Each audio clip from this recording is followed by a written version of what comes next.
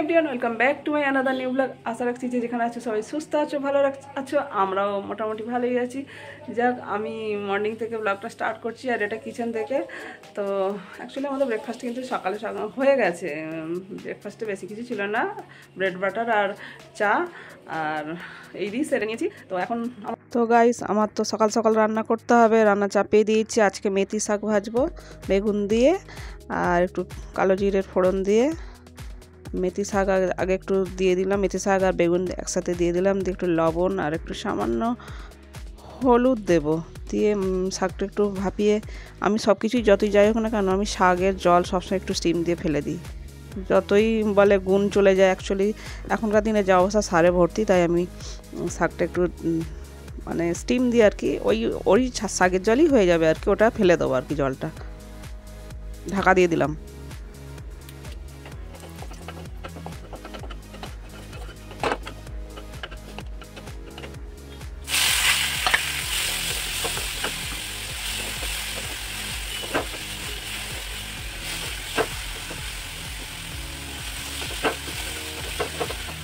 তো গাইস, শাক ভাজা কিন্তু হয়ে গেছে, আমি শাক ভাজাটা তুলে নিচ্ছি, আর ভিডিওটা কিন্তু একটু ফাস্ট করা আছে। চলো, আমার শাক ভাজা কিন্তু কমপ্লিট। বন্ধুরা, আমার তো এতে শাক ভাজা হয়ে গেছে, আমি এখন একটু বড়ি আর মূলো ভাজবো। কড়াইয়ে তেল ঢেলে দিলাম, বড়িটা ভেজে নেব। তো গাইস, আমি কিন্তু বড়িগুলো ঢেলে দিলাম, আর এটা মুসুরের ডালের বড়ি। আমার মা কিন্তু এগুলো নিজে হাতে বানায়, আমাকে দিয়েছে। আমার মা বড়ি বানিয়ে দেয়, যতটা পারে চেষ্টা করে আমাকে দেয়।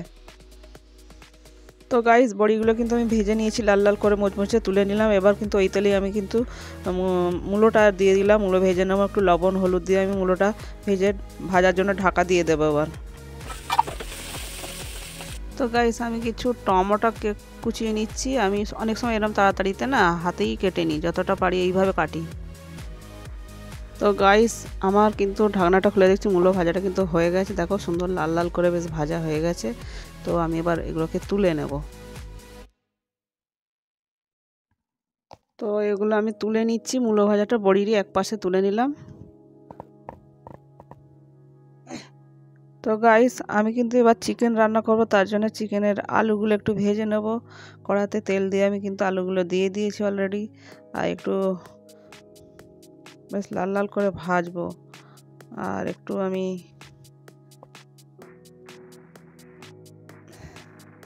লবণ দিয়ে দিচ্ছি, একটু হলুদও দিয়ে দিলাম। লবণ হলুদ দিয়ে ভাজলে কি হয়, দেখতেও সুন্দর লাগে আর বেশ ভালো লাগে। আর লবণ হলুদ দিয়ে একটু ভেজে নেব সুন্দর করে। তো গাইস, আমার তো আলু ভাজাগুলো হয়ে গেছে, বেশ লাল লাল করে ভেজে এবার তুলে নিচ্ছি একটি বলে।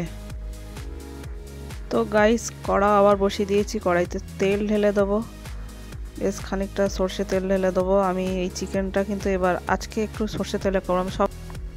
তো বন্ধুরা, তেল তো গরম হয়ে গেছে, আমি একটু গোটা দিয়ে শুকনো লঙ্কা দিয়ে দিলাম, গোটা জিরেও দিয়ে দিলাম ফোড়নে এগুলো অ্যাকচুয়ালি। তো এই যে গোটা গরম মশলা, লং, দারচিনি আর গোটা দু তিনটে তেজপাতা দিয়েছি, আর পেঁয়াজ কুচিটা ঢেলে দেবো।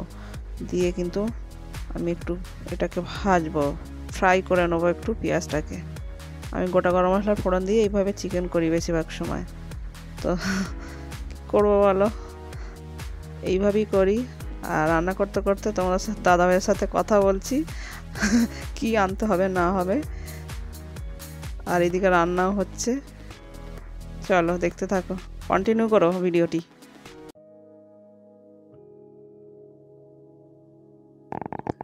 তো গাইস, এখানে প্রায় 650 গ্রামের মতো চিকেন আছে। চিকেনটা আমি 1.5 ঘন্টা আগে আদা রসুন পেস্ট, হলুদ, একটু লবণ এইসব দিয়ে আর কি, সর্ষের তেল একটু দিয়ে ম্যারিনেট করে রেখেছিলাম। চিকেনটা ঢেলে দিয়ে এবার এটাকে আমি কষাতে থাকবো।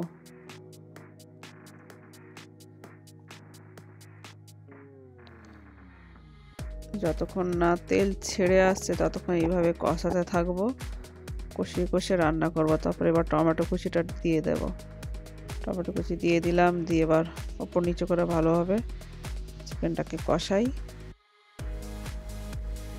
চিকেন কষাতে কষাতেই হয়ে যায়, আর আলাদা করে কোনো সিদ্ধ বেশি সময় লাগে না, চিকেন করতে খুব তাড়াতাড়ি হয়ে যায়। আর দুটো কাঁচা লঙ্কা আমি দিয়ে দিলাম কেটে। আর আমি সবসময় কড়াইতে দিই, কেননা হাতে কাঁচা লঙ্কা কাটার একটু ভয় লাগে আমার, কেননা ঝালটা যাতে আমি চোখে মুখে হাত দিতে সবসময়, যার জন্য এইভাবে আমি গোটা গোটা কাঁচা লঙ্কা দিয়ে দিতে হয়। এবার ঢাকা দিয়ে দিলাম, হতে থাক চিকেনটা। তো গাইস আমি কিন্তু চিকেনের থেকে ঢাকনা কড়াই থেকে খুলে নিলাম, নিয়ে ভালোভাবে নেড়ে দিচ্ছি দেখছি। আর আলুটা মাঝে আমি দিয়ে দিয়েছিলাম যাতে আলুটা সিদ্ধ হয়ে যায়। তো আলু সিদ্ধ হয়ে গেছে দেখে নিলাম, আর চিকেনটা কষাই আর একটু। তো গাইস আবার ঢাকনাটা খুলে নিলাম, এবার দেখি চিকেনটা কতটুকু হয়ে এসছে। তো ভালোভাবে নেড়ে দিচ্ছি। আর লেগ পিস 3-4টে ছিল আজকে। তো আমি একটু গোলমরিচের গুঁড়ো দিয়ে দিলাম। গোলমরিচের গুঁড়ো দিলে কি হয়, ফ্লেভারটা ভালো আসে আর স্বাদও হয় খেতে। তো ভিডিওটা ফাস্ট করা আছে, তোমরা কিন্তু একটু কন্টিনিউ করো, কেউ কেটে কেটে দোকানে। আর একটু উষ্ণ গরম জল করে নিয়েছিলাম, আমি চিকেনে ঢেলে দিলাম। আর আমি সবসময় তরকারিতে গরম জলই দিই, উষ্ণ গরম জল যদিও, তাতে কী হয় তরকারির স্বাদও ভালো হয় আর রান্নাটাও তাড়াতাড়ি সব কিছু সিদ্ধ হয়ে যায়, খেতেও ভালো লাগে। শেষে আমি কিন্তু লবণ আর একটু দিয়ে দিলাম, দিয়ে একটু ঘেঁটে দিলাম। আর একটু মাখা মাখা ঝোল ঝোল মতো রাখবো, খুব বিশাল ঝোল রাখবো তার না, আবার ঢাকা দিয়ে দিলাম। তো গাইস অন্যদিকে আমি আর একটা বার্নারে জেলে আমি ভাতের জলটা বসিয়ে দেবো ডেচকিতে। আর উচ্ছে একটা সিদ্ধ দিয়ে দিলাম, আমি রোজ তোমার দাদাভাই একটা করে উচ্ছে সিদ্ধ খায়। তো গাইস ভাতের জল তো ফুটে গেছে, তো দেখালাম। আর আমি না ভাতে এবার চালটা দিয়ে দেবো, ভাতটা হোক ততক্ষণ। আর আমি ভয়েস ওভার দিচ্ছি, বুঝতে পারছো তো, এত পিছনের বাড়ির এত আওয়াজ আসছে না, আর ঘর বাড়ির কাজ হচ্ছে, প্রচুর আওয়াজ। তো গাইস আমি তো দেখলাম চিকেন একদম পুরো রেডি। আমি আমার সেই হোমমেড গরম মশলা আমি দিয়ে দিলাম, আর একটু ধনে পাতা কুচি চারিদিকে একটু ছড়িয়ে দিলাম, ফ্লেভারটা দারুণ আসবে। এবার একটু আমি কিন্তু ঢাকা দিয়ে দেবো, দিয়ে গ্যাস অফ করে দেবো, কারণ একেবারে সুন্দর ফ্লেভার আসার জন্য। দেখো বন্ধুরা চিকেন একদম রেডি, এটাকে আমি নামিয়ে নেব।